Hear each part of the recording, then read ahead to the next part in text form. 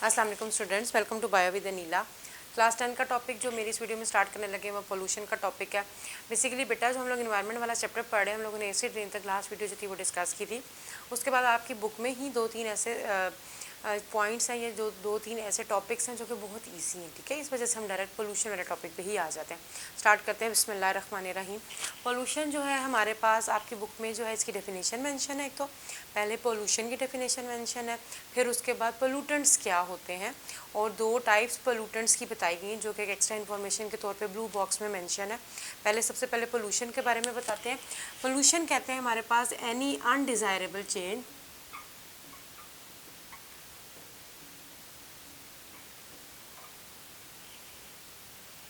कोई भी ऐसी ना चाहते हुए चेंज आना, चाहे वो लैंड में है चाहे वो एयर में है।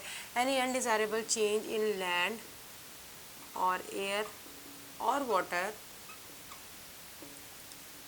which change the physical,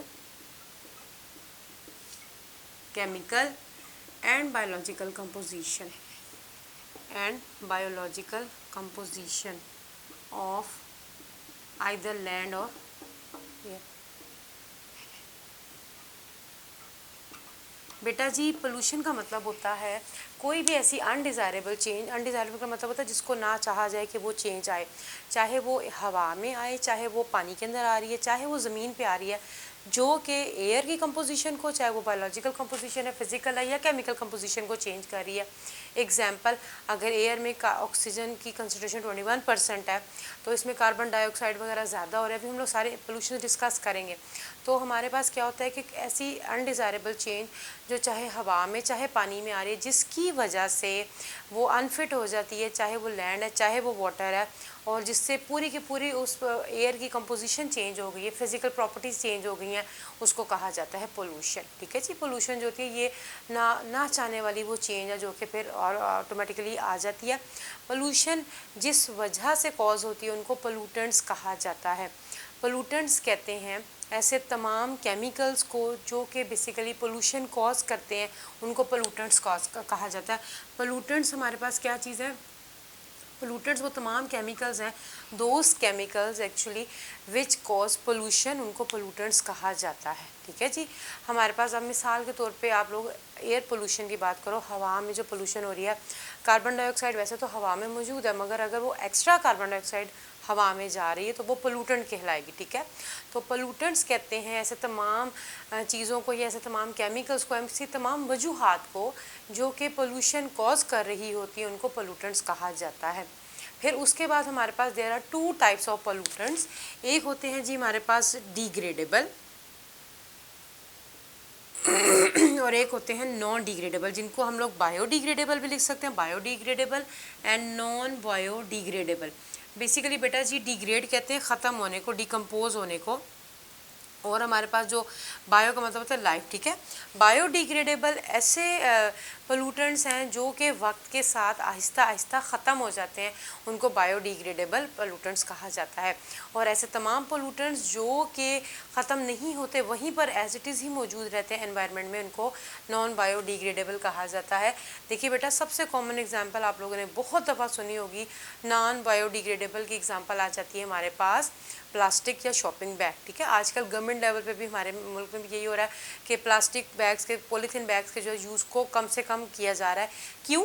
क्योंकि ये ऐसा वेस्ट है जो कि अगर आप इसको शॉपिंग बैग को अब मट्टी में अगर मिसाल के तौर पे खोद के मट्टी के अंदर रख दो तो आप महीने 2 महीने के बाद भी देखोगे तो वो एज इट इज़ ही मौजूद होगा।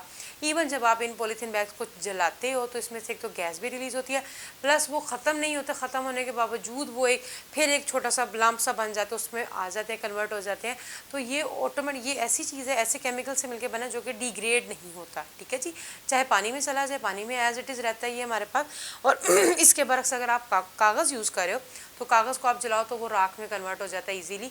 तो ऐसे तमाम पोल्यूटेंट जो कि डिग्रेडेबल हैं, जैसे कि मिसाल के तौर पे पेपर ले लिया, कागज़ वगैरह ले लिया, जो कि वक्त अब जैसे हम लोग आजकल यूज़ का आप लोगों को कहा जाता है कि यूज़ करें, स्टोर्स वगैरह में भी चाहें तो फ्रेंडली वो एनवायरनमेंट फ्रेंडली बैग्स यूज़ किए जाते हैं, या कपड़े के बैग हैं या पे कागज़ वगैरह के।